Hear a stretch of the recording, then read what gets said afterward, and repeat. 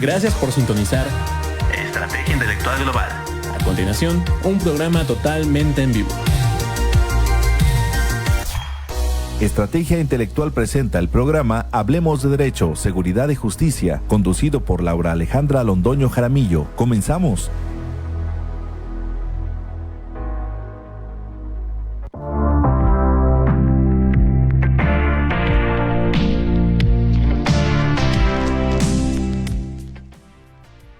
Muy buenos días a todas y a todos ustedes, a quienes nos siguen en este su espacio. Hablemos de Derecho, Seguridad y Justicia. Mil gracias por acompañarnos y a Estrategia Intelectual Global por su voto de confianza. Además, nos encontramos de manteles largos celebrando por estos días 7 años precisamente de Estrategia Intelectual Global. Y pues el día de hoy nos acompaña una experta en Derecho de Familia, académica, litigante, una persona muy carismática, destacada en su trabajo y disciplinada. Ella es la maestra Guadalupe Guzmán y precisamente para hablar de medidas de protección en el procedimiento especial de violencia familiar o doméstica, un tema sin duda de gran importancia, pues sobre todo en estos tiempos lamentablemente nos encontramos pasando una situación con altísimas cifras, estadísticas, datos duros. Bienvenida, querida colega, un gusto contar contigo en este espacio. Doctora, muchísimas gracias por la invitación. Agradezco a bien que me hicieron hacer esta participación. Felicidades al Grupo de Estrategia Intelectual Global por estos 7 años. Y bueno, yo feliz de poder compartir efectivamente sobre un tema relevante, importante y sobre todo que ha ido en incremento en nuestro país a nivel mundial a razón también de la pandemia, a razón de las circunstancias que estamos viviendo a nivel mundial, sobre todo el impacto que ha tenido tanto económico como social, como en tantos aspectos que se ve involucrada la familia, donde efectivamente estas situaciones de convivencia forzada en los hogares pues han hecho que se incremente a niveles drásticos esta situación crítica con la familia. Entonces, bueno, aquí estamos para platicar de este tema porque indudablemente siempre va a ser de interés el saber cómo podemos protegernos, cómo puede intervenir el Estado, a quién podemos dirigirnos y empezando desde lo más básico, ¿no? De entender que la violencia tiene sus diversos tipos. Entonces, bueno, yo feliz de poder compartir con ustedes. Muchísimas gracias. Pues bien, y es que en este espacio nos siguen personas con diversos perfiles de profesión y actividad y buscamos siempre que los contenidos pues siempre se acoplen a esos diversos perfiles. Nos siguen peritos, nos siguen abogados, amas de casa y no solamente en México, tenemos, gracias a Dios, un público muy amplio, ya casi 3 años también al aire y pues buscamos el poder tener o lograr un impacto social y este es un tema que per se tiene un impacto muy importante. Pues bien, datos duros, cifras, una medición cuantitativa como referencia de lo que enfrenta en este momento lamentablemente México en materia de violencia doméstica o de familia. CEN México, Servicio Especial de la Mujer, pues yo me he dado la tarea de pronto de traer algunas cifras. Ciudad de México a 30 de junio del año 2022, acuerdo con información del Secretariado Ejecutivo del Sistema Nacional de Seguridad Pública, reporta unas cifras de violencia familiar que han tenido un crecimiento en efecto, como lo comentaba nuestra invitada, realmente alarmante. Hasta el 31 de mayo de este año se han registrado 110.338 homicidios, imagínense, hechos violentos y pues bueno, me parece que esto deja mucho que desear. Creo que el delito contra la vida pues es lo más notorio y lamentablemente a veces la violencia doméstica termina convirtiéndose en un feminicidio. Indicadores básicos sobre la violencia contra las mujeres, Grupo Interinstitucional de Estadística, junio de 2022, con información recabada precisamente a 31 de mayo de 2022, reporta que en el periodo de enero a mayo del año 2022 se registraron como datos 113 niñas y adolescentes víctimas de presunto homicidio doloso o feminicidio. Esto es un 8.7 más en comparación con las 104 registradas en el mismo periodo del año 2021. Y en caso de presuntas víctimas mayores de edad se observa un decremento de 10.8 durante el periodo. Y hablando de lesiones dolosas, enero a mayo de 2022, en relación con el mismo periodo del año 2021, se registra también un alza importante, igual en delitos sexuales. Y las llamadas de emergencia al 911 también fueron al alza desde la pandemia de manera progresiva, y en este momento cuando hablamos de un periodo de post-pandemia. Y pues bien, maestra, iniciemos por definir en consecuencia qué es la violencia familiar o doméstica y cuáles son los tipos. Muchas gracias, doctora. Fíjese, antes de empezar con este tema de concepto, quiero decir rápidamente que son impactantes las cifras, pero también entender que la violencia es una cuestión cíclica. ¿Por qué? Porque inicia en la familia, pero realmente se ve reflejada hacia los hijos y los hijos la ejercen en la escuela y así nos vamos. Es un ciclo que no tiene fin, entonces es importante también erradicarla. Y bueno, para entender qué es violencia, podemos empezar desde su origen etimológico de la palabra, ¿no? La palabra violencia viene del latín violentia, que significa la fuerza, y también se verbaliza o se complementa con la palabra vis, que significa olentus, y vis, que significa fuerza, y abundancia, es decir, el que actúa con mucha fuerza. Al hablar de violencia estamos hablando de un exceso de fuerza. Y al hablar de fuerza, no, yo siempre me he encontrado y he analizado este contexto de las personas que son víctimas de violencia y de las personas que generan esa violencia. Siempre hay una supremacía, ya sea en el carácter, ya sea en la fuerza física, en una situación de dominio hacia la otra persona. Entonces ahí es donde vemos que empieza ese abuso. Para entender esta palabra de violencia debemos saber que está implicado este abuso, este uso excesivo de un poder hacia otra persona que le va a generar un daño a la presunta víctima, a la presunta generadora de violencia. Yo también siempre digo presunta porque efectivamente en cualquier proceso judicial, yo me especializo en la materia familiar, pero también lo tenemos que denominar así, porque lleva un proceso, lleva un juicio familiar donde efectivamente se desahogan diversos medios de prueba, y a razón de esto es donde se identifica si realmente existe esa generación de violencia, porque lamentablemente también nos encontramos del otro lado, ¿no? Hablando también ya de la violencia vicaria, donde se aprovecha de la buena fe de los jueces y donde se habla de hechos falsos y se imputa violencia cuando a veces no la hay, o cuando es de la otra parte, ¿no? Aprovechando ese poder, ese dominio que tiene o esos recursos, pues inician procedimientos en contra de la persona más vulnerable, ¿no? Entonces, lamentablemente nos encontramos estas dos partes de la moneda, y más en materia de familia, donde constantemente es una lucha de poder, una lucha donde se ven involucrados los hijos y donde buscamos o se busca este daño a la otra persona sin ver el impacto, sin ver otras circunstancias como son estos daños emocionales hacia los hijos, ¿no? Y bueno, jurídicamente, hablando de violencia, sabemos que tenemos una ley general de protección a la mujer, que es la Ley General de Acceso de las Mujeres a una Vida Libre de Violencia. Y esta ley general en su artículo 7 también nos da una definición y precisamente habla de que esta violencia puede ocurrir tanto dentro del domicilio de la víctima como fuera, y que una característica es que tiene que haber una relación de parentesco por consanguinidad o por afinidad con la persona que está ejerciendo esta violencia. Llámese concubinato, llámese matrimonio, llámese sociedad de convivencia.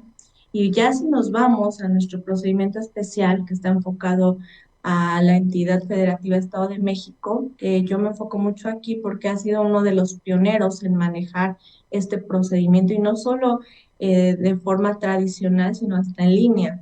Ya las personas tienen acceso a poder aperturar un procedimiento especial de este tipo en línea, y creo que esto es maravilloso porque hay un acceso más eficaz a la justicia, a las personas, que no nada más, híjole, si no tengo recursos, si no tengo cómo salir de mi domicilio, bueno, también ya tienes otra opción para poderlo hacer en línea. Y bueno, nuestro Civil del Estado de México también nos da una definición que me parece muy buena, que me parece amplia, y nos habla de dos situaciones: acción, omisión. Y esta acción o esta omisión que va a tener como consecuencia que se afecte la integridad de otra persona. Esta persona, la presunta receptora de violencia, llámese de forma física, psicológica, moral, sexual, patrimonial, o incluso relacionada con la libertad, ¿no?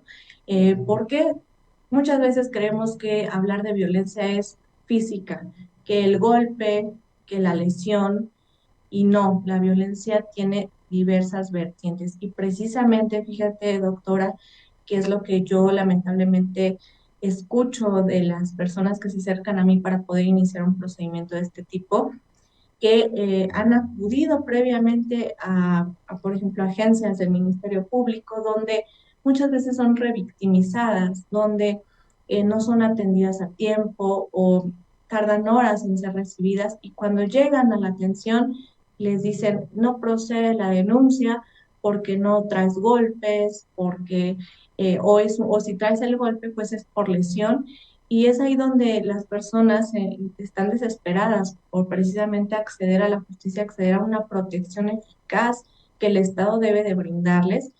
Y aquí es precisamente donde nos encontramos con estas dificultades de acceso a la justicia de las víctimas, donde también nosotros como sociedad, como profesionistas, debemos entender esa parte, ¿no? Que la violencia no nada más es un golpe, sino también puede ser un control económico, control emocional, un sometimiento, una denigración, la celotipia, ¿no? Estos celos excesivos que muchas veces la pareja tiene de con quién hablas, o no hagas, no salgas, el dominio que tiene hacia ti, e incluso, tristemente, muchas veces las personas tampoco tienen control ni de sus propios documentos, les esconden sus documentos, de sus finanzas, sus tarjetas de crédito, sus ingresos. Entonces vemos cómo indudablemente este dominio, este uso excesivo de la fuerza de la que hablábamos, pues se ve impactado en los diversos tipos de violencia, que es importante entenderlos. Sí, has tocado varios tópicos y estoy colocando especial atención y cuidado en ciertos detalles que llaman poderosamente la atención. Bueno, nos encontramos frente a una tipología amplia de violencia.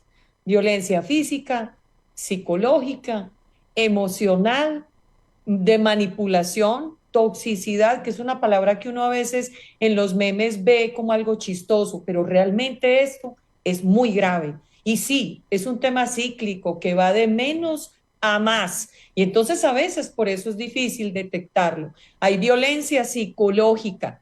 Y ahorita de reciente se empieza a hablar de violencia vicaria. Es una expresión que tú acabas de mencionar y me llama mucho la atención. Me gustaría que nos apoyaras y nos ilustres en qué consiste esta violencia vicaria. Fíjate que es un tema también bien interesante. Recientemente también en el Estado de México se señaló este tipo de violencia en la ley general, en la ley de acceso de las mujeres a una vida libre de violencia de la entidad. Y hablando precisamente de los antecedentes para entender este contexto de violencia vicaria, nos damos cuenta que es delicadísimo este tema, donde se lleva a utilizar a las personas cercanas a nosotros y a los instrumentos judiciales para poder ocasionar un daño a la víctima de violencia, ¿no? Nosotros como postulantes, y te digo más en materia familiar, te percatas de la existencia de este tipo de violencia, ¿no? Cuando llega a ti una persona y dice, ¿sabes qué?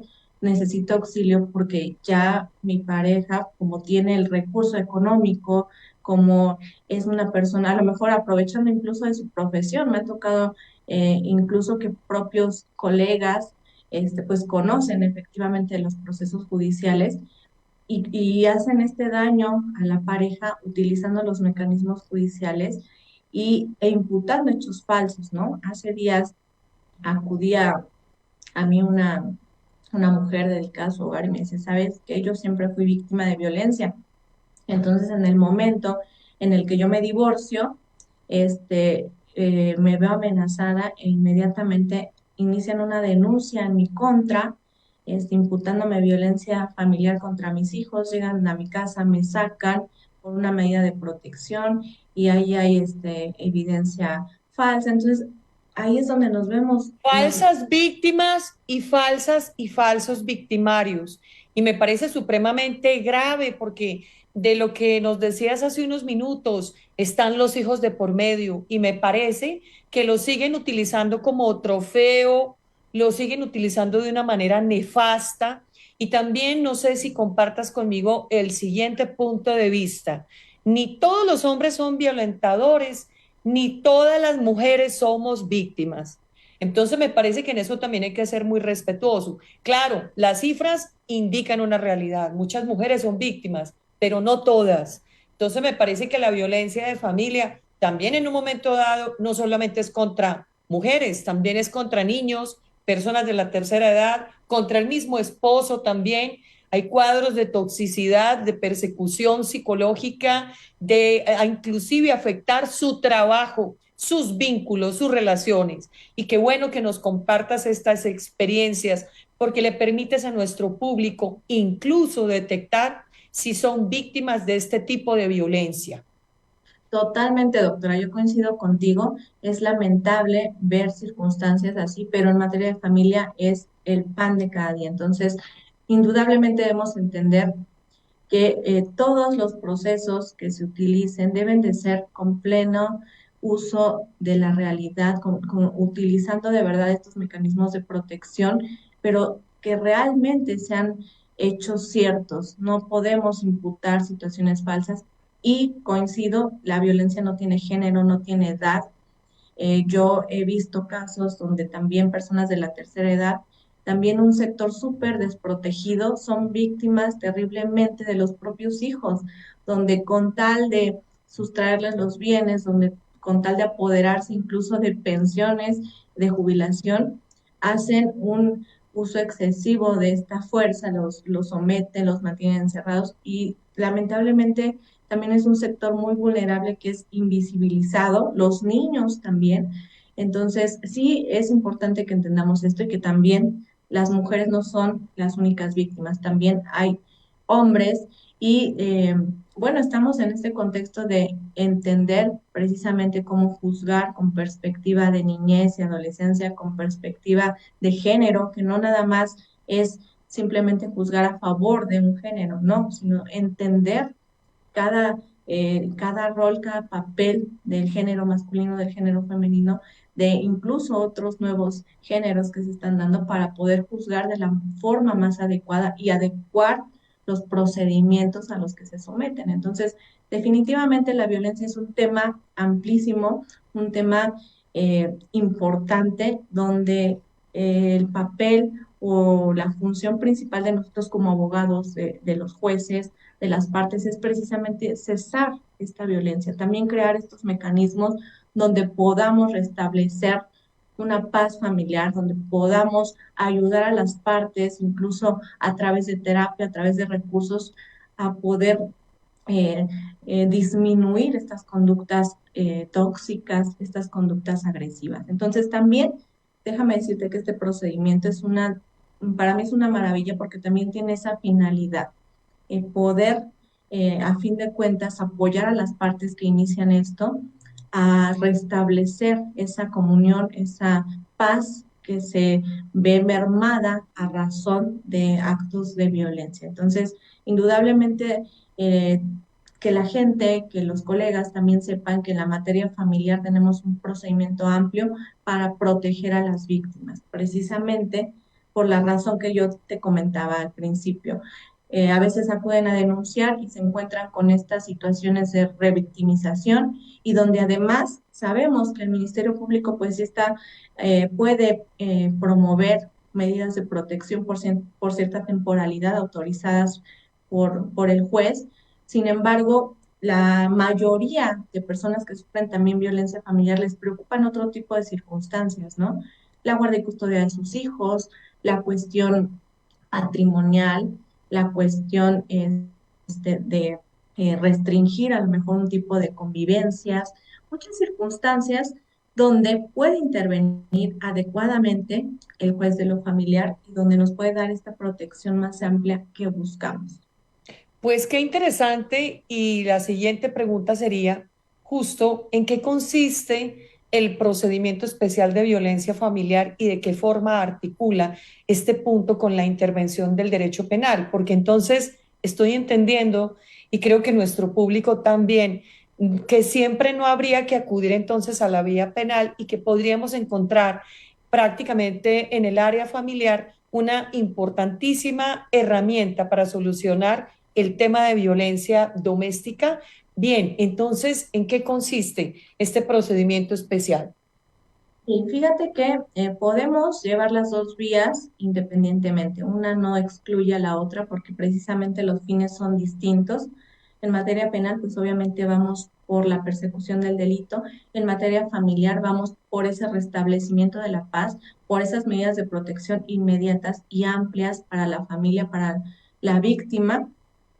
Y también lo que me gusta es este proceso de que no nada más vemos medidas para la persona receptora de violencia, sino que también el juez puede ordenar medidas que involucren un cambio o que ayuden al generador de violencia o al presunto generador a poder modificar esta conducta. ¿En qué consiste este procedimiento? Básicamente es un procedimiento especializado porque está regulado de forma única y de forma especial en nuestro Código Civil, en nuestro Código Procesal Civil, y donde nos establece que esta controversia pues puede iniciarse por cualquier persona que tenga conocimiento de los hechos. Es decir, si tú tienes interés y te das cuenta que una persona está siendo sujeta a cualquier tipo de violencia de este tipo, llámese un niño, llámese una persona de la tercera edad, tú también puedes iniciarlo. No nada más es exclusivo de la víctima.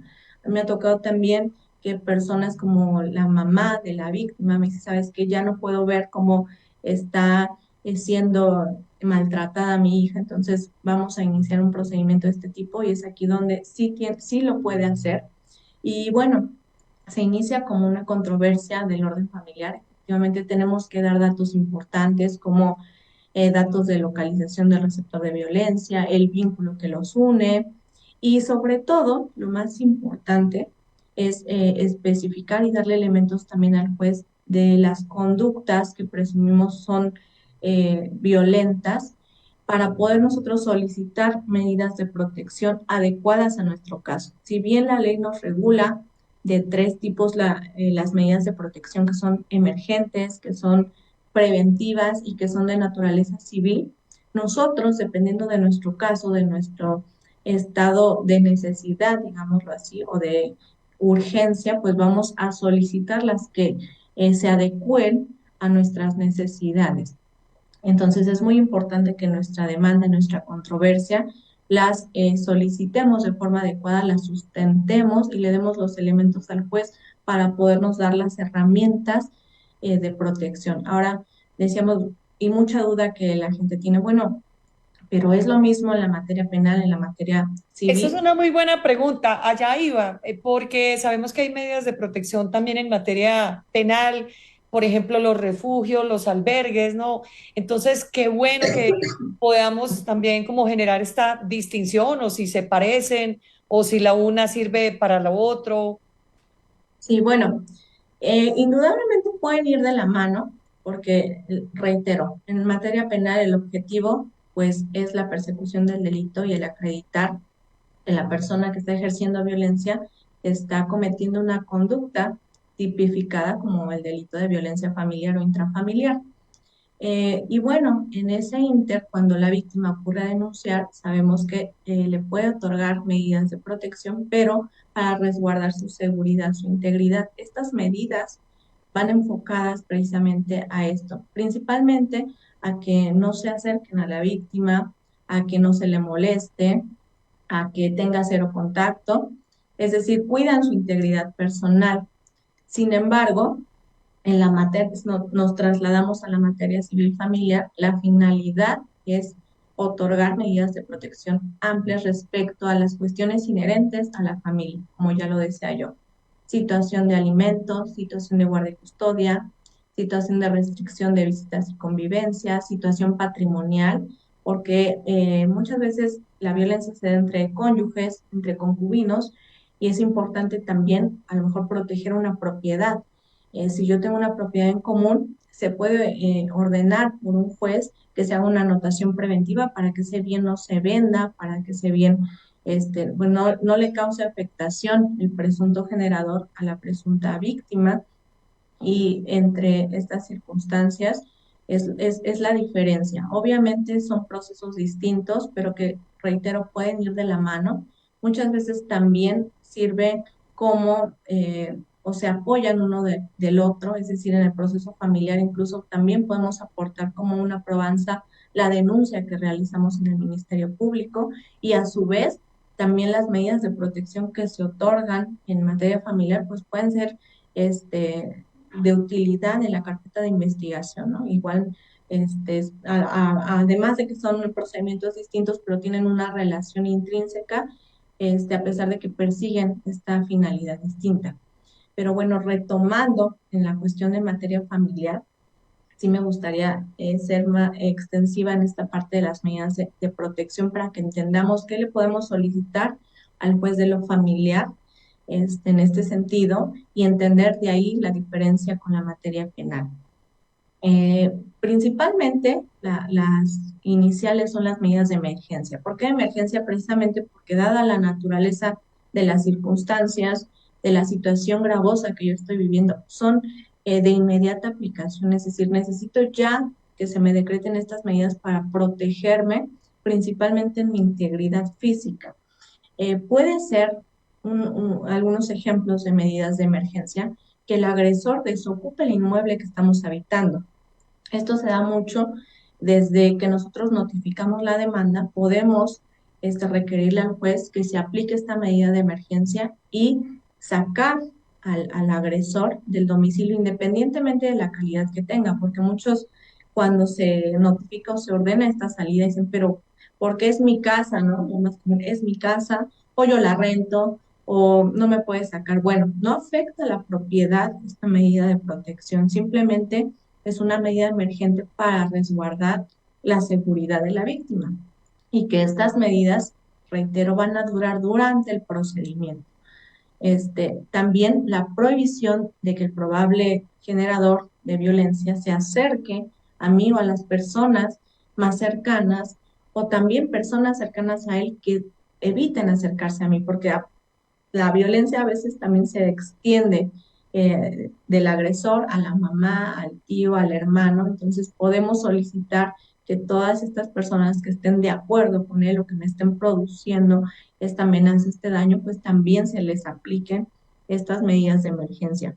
Puede ser también que se solicite el reingreso de la víctima a su domicilio. Muchas veces la persona cuando acontece un acto de violencia y tiene que salir de forma inmediata, pues sale sin pertenencias, sin tener un lugar seguro donde ir. Entonces se puede ordenar ese reingreso de la víctima al domicilio una vez que el juez se encargue de salvaguardar su seguridad. También puede autorizar otro domicilio donde pueda habitar en lo que dura el procedimiento para su protección, además de esta prohibición de intimidación o de molestia hacia la víctima o hacia cualquier miembro de su grupo familiar. Y esto hablamos también que incluye muchas veces a los niños, estas medidas de protección se hacen extensivas a ellos. Y a veces me decían, pero ¿por qué no también se van a extender a los hijos? Yo no soy violento con los hijos. Bueno, déjame decirte que tú al ejercer algún tipo de violencia con la mamá o con el papá, esta violencia subjetivamente y también de una forma dura, impacta en los niños. Es una violencia psicológica, pues es que son personas que están en formación y están viendo la violencia de uno de sus progenitores contra el otro. Entonces, pues es una violencia psicológica, definitivamente. Y eso va creando unas secuelas tal vez lamentablemente irreversibles luego para su vida en relación de estas personitas cuando sean adultas, pues bueno, me parece que esas medidas de protección son en efecto emergentes y hay que adoptarlas, creería yo que de manera inmediata. Totalmente. Y bueno, nos vamos al segundo tipo de medidas de protección, que son las preventivas. Como bien el nombre lo dice, tienen la finalidad de prevenir un daño mayor a la víctima. Entre estas puede ser que se ordene la retención y la guarda de armas que posea el agresor. Muchas veces con alguna arma blanca, con una pistola, pues se tiene ese control, esa amenaza constante con la víctima. Entonces, si nosotros tenemos o sabemos que tiene en su posesión un arma, se puede pedir apoyo a la fuerza pública y se ordena esta retención de arma de fuego. El inventario de los bienes muebles e inmuebles que son de propiedad común, incluyendo los implementos de trabajo de la víctima. ¿Por qué? Lo que yo les decía, la violencia también es patrimonial, la violencia también es económica, y muchas veces de ahí viene el control que se ejerce sobre una persona. ¿Cuántas mujeres no han sido sometidas por esta parte? Porque dicen, es que no tengo a dónde ir, no tengo un trabajo, me he dedicado siempre al cuidado de los hijos, al cuidado del hogar. Entonces, pues yo me aguanto la violencia porque dependo en todos los sentidos del agresor.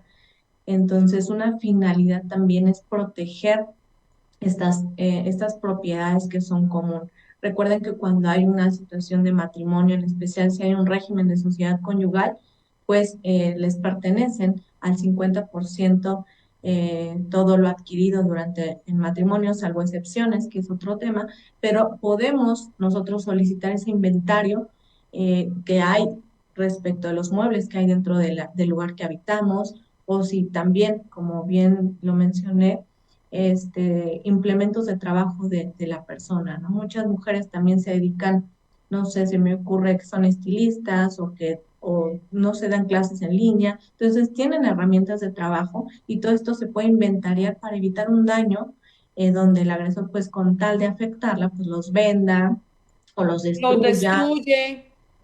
Entonces, es una forma preventiva de evitar que se cause esto. El uso y goce de estos bienes muebles, es decir, cuando sale el agresor del domicilio, pues podemos ser autorizados para utilizar todos estos bienes inmuebles.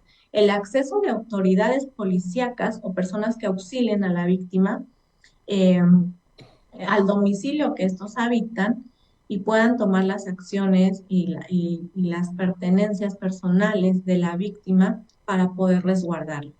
También la entrega inmediata de sus objetos personales o documentos de identidad de la víctima. Como decía yo, el control a través de todos tus documentos personales. Si él los tiene, si los controla, se pueden exigir que se entreguen de forma inmediata. Y también el auxilio policíaco de reacción inmediata a favor de la víctima con la autorización expresa de ingreso al domicilio. Es importante esta parte porque ya no quiere decir que ya la policía, si yo hablo inmediatamente o alguien habla para solicitar el auxilio, no se tiene que esperar afuera de la puerta para decir, bueno, a ver si me abren o a ver si me autorizan el acceso y para no meterme en problemas. No, ya va a haber una autorización expresa de que si hay un llamado pueden entrar inmediatamente para salvaguardar a la víctima. Entonces veamos cómo son tan importantes estas dos medidas de protección de inicio, tanto las inmediatas de emergencia como las preventivas, pero nos vamos o nos trasladamos a la diferencia principal entre materia familiar y materia penal, las medidas de protección de carácter civil, donde muchas personas, muchas mujeres o personas de la tercera edad, niños, también encuentran una protección amplia respecto a sus derechos, principalmente alimenticios y de propiedad. ¿Cuáles son estas medidas de protección de carácter civil? Bueno, primero, se puede suspender el régimen de visitas y convivencias con sus descendientes y el juez tiene la obligación inmediata de resolver respecto a la guardia y custodia provisional. Es decir, durante el procedimiento también, como una medida de protección, el juez puede decir, se suspenden estas convivencias para proteger a los niños y además decreto la guardia y custodia provisional a favor, en este caso, de la persona que es presunta víctima de violencia familiar. Y aquí volvemos al punto controvertido también, doctora. Dicen, y bien lo dijiste tú, es que es una violencia psicológica, toda la razón del mundo. Muchas veces no se encuentra justificación. ¿Y por qué tengo que suspender esa convivencia con mis hijos? ¿Que no se supone que es un derecho de los niños? Claro que es un derecho de los niños, pero tú, al ser un presunto agresor, estás vulnerando su seguridad, su integridad, no solamente física, sino también emocional. Entonces el juez tiene la obligación de proteger esta circunstancia. Pero ahí va la otra moneda, y lo que hablábamos también de la violencia vicaria y de estas imputaciones que muchas veces también pueden ser falsas, donde aprovechan esta medida de protección para evitar las convivencias con el otro progenitor. Y yo lo que les puedo decir es que en todos los procesos, cualquier juicio, si está sustentado con mentiras, tarde o temprano esas mentiras van a caer y obviamente también pueden tener consecuencias legales. Entonces, tengamos mucho cuidado con dar información falsa, con falsear hechos, pruebas, porque más allá también de estos problemas legales, también ojalá que creamos o creemos esa conciencia respecto al daño que hacemos a los niños, respecto a entender que el derecho de convivir es de los niños, el derecho de poder vivir en un entorno de paz, en un entorno tranquilo, familiar, es un derecho que no podemos arrebatarle a nosotros como progenitores y que debemos de velar siempre por el interés superior de la niñez. Muy bien, en el entendido de las medidas de protección, ¿cuál es el tiempo? Digo, debe haber algún término en el momento en que, por ejemplo, demanda, por ejemplo, alguien que acude a ti como abogada experta en familia, especializada en esta materia, y entonces lo solicitas.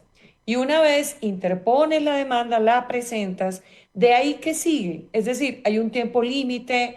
¿Cuánto tiempo estas medidas el juez que pide o cuáles son los requisitos para calificarlas como viables?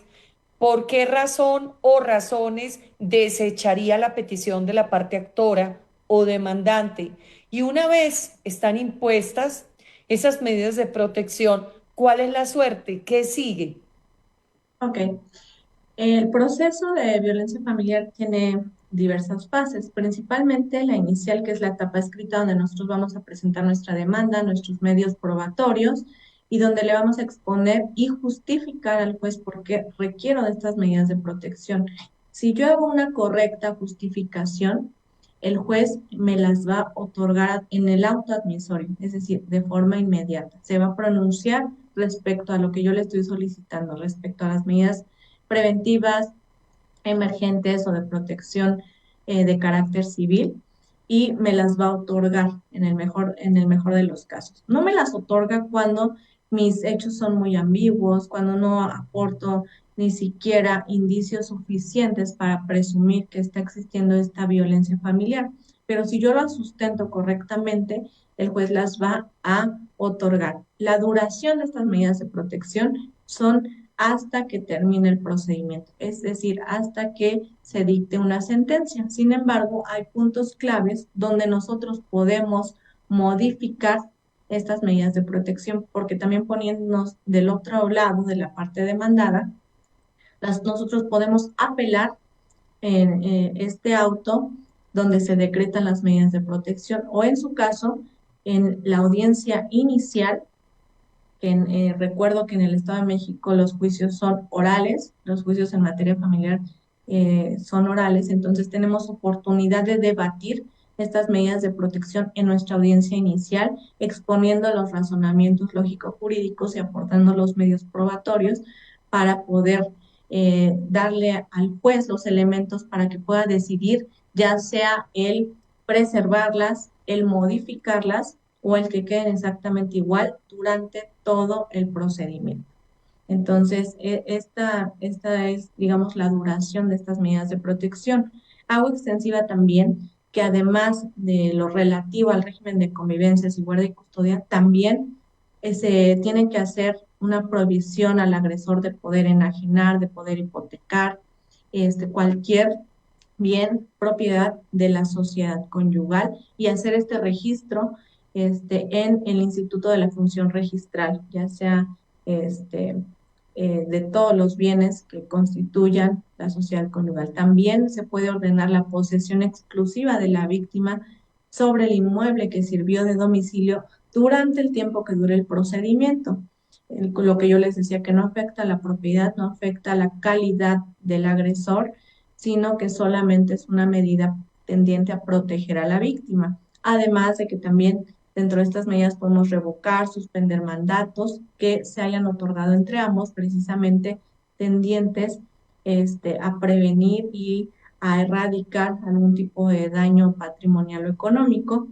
Y también se ordena un pago de pensión alimenticia. En el auto admisorio también estas medidas de protección van de forma amplia y se ordena el pago de pensión tanto a los hijos como en el caso de que tuviera la calidad de concubina o de cónyuge a la presunta receptora de violencia, y además que se emiten órdenes de protección y auxilio policial que nosotros debemos entregar a las autoridades y que están obligados a estar monitoreando constantemente a la víctima de igual forma durante todo el procedimiento y atender sobre todo a los llamados de auxilio para protegerla.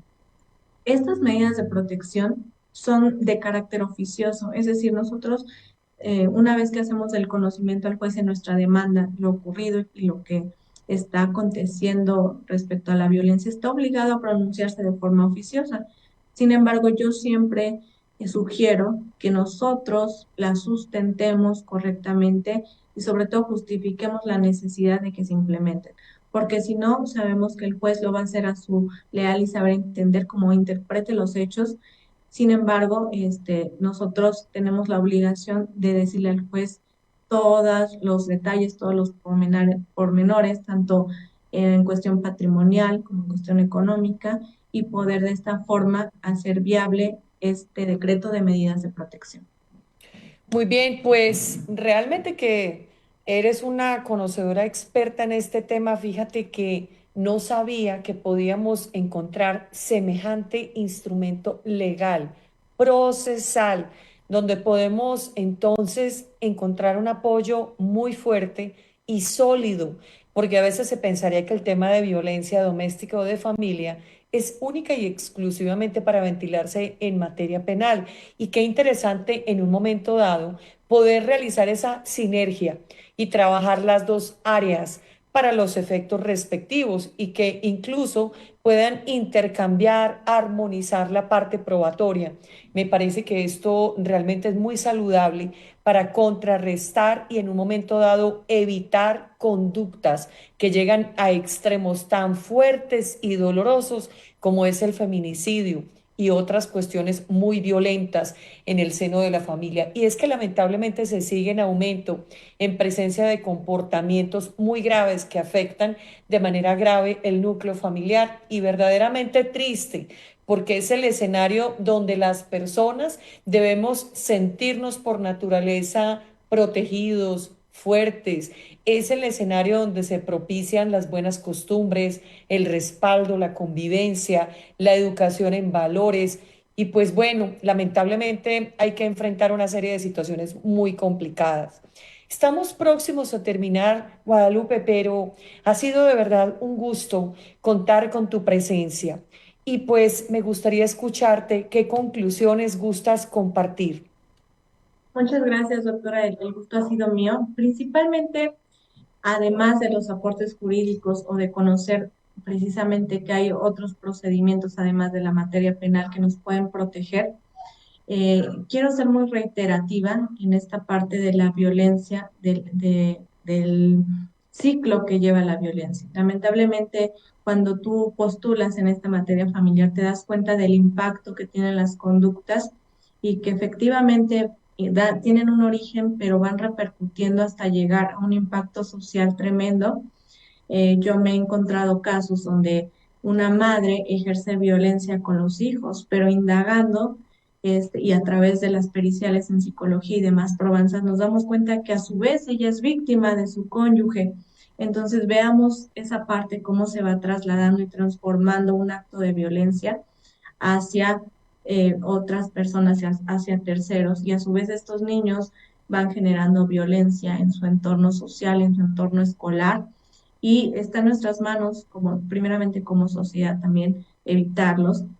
También apostar mucho a la ética de nosotros como abogados, como profesionistas, de evitar precisamente utilizar estos mecanismos que son de buena fe, que tienen una razón, un impacto importante para erradicar la violencia familiar, la violencia de género, y no utilizarlos de forma dolosa para imputar hechos falsos o para obtener otros beneficios como pensión alimenticia, como guardia y custodia, para evitar una convivencia, sino que hagamos con responsabilidad y conscientes de verdad de que estos juicios, estos procedimientos deben de ser realizados, desahogados para la finalidad de una mejora en la sociedad, para obtener una erradicación real de la violencia y también poder dar una debida protección a las víctimas de violencia familiar. Entonces, es un trabajo en conjunto, es un trabajo desde la sociedad, desde la familia, desde nosotros como profesionistas, como juzgadores, incluso como autoridades, el evitar la revictimización.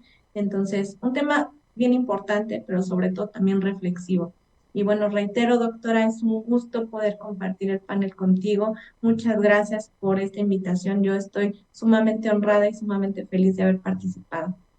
Pues muchísimas gracias. Para nosotros es un gusto inmenso. Eres una experta en este tema y de qué forma tan magistral lo acabas de explicar y a la vez utilizando un lenguaje sencillo y asequible, no solamente para abogadas y abogados, porque la violencia familiar la puede sufrir cualquier persona. Y bien decías al inicio del programa, hay gente que utiliza, por ejemplo, su profesión como abogada o como abogado para hacer cosas nefastas. Qué lástima, porque también estamos llamados a la ética, no solamente en la profesión, sino en la vida personal, en la vida familiar, y no a perjudicar a nadie, ni utilizar a la justicia, ni las autoridades como un aparato destructivo, aterrorizante o intimidante del esposo, la esposa, la familia. Me parece que esa no es la idea. Bueno, Guadalupe, ¿dónde te pueden encontrar? ¿Cuáles son tus redes? ¿Cómo te pueden localizar? Maestra, bueno, yo estoy en todas las redes sociales. Me pueden encontrar en YouTube, en Facebook, en TikTok, en Instagram. Ahí estamos a la orden como Guadalupe Guzmán Abogada. Y también me pongo a sus órdenes a través del WhatsApp 56 14 83 88 69. Bueno, pues la atenta invitación para que me sigan. Constantemente trato de publicar contenido que sea de utilidad, como bien lo dices, no nada más para abogados, sino realmente para la gente, para la sociedad, que puedan comprender que el derecho pues es para todos, ¿no? No nada más para un sector exclusivo, y que todos tenemos derecho a ese acceso a la justicia. Pues de verdad, mil y mil gracias, un abrazo a la distancia. Estas formas, esta tecnología, esta virtualidad nos permite entrar en contacto con otras personas que nos vean, que nos escuchen, llevar el conocimiento y la generosidad de ese buen carisma y esa disposición siempre para compartir, ilustrar, enseñar y poder inclusive indicarle a la gente que puede estar siendo víctima de esta violencia, que tiene un instrumento legal muy importante y fuerte, además de la vía penal, porque la gente siente el miedo de la revictimización, la victimización secundaria, que me van a pasear por no sé cuántas periciales, que tengo que esperar. Y bueno, pues eso es traumático. Me parece que el tema de familia es una muy buena opción. Guadalupe, ¿tú qué opinas?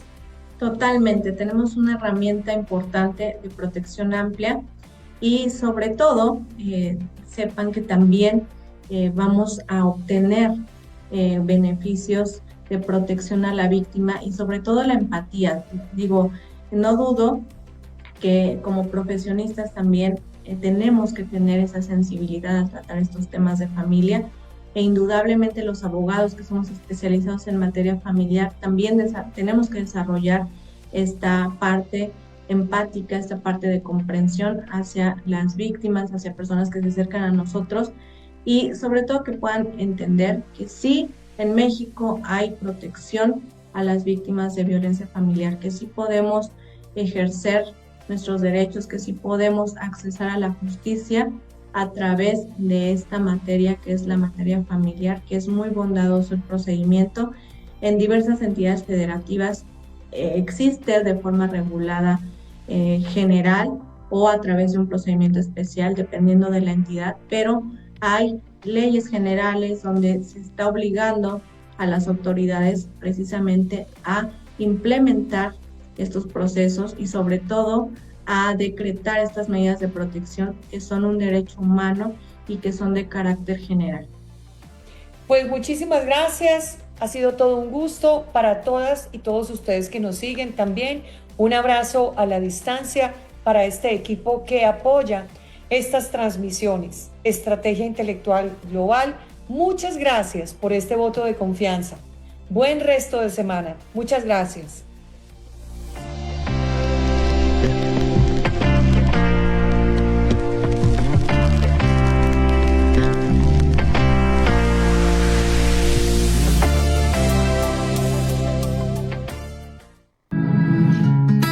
Gracias por sintonizar el programa Hablemos de Derecho, Justicia y Seguridad. Sigue escuchando la programación de Estrategia Intelectual Radio.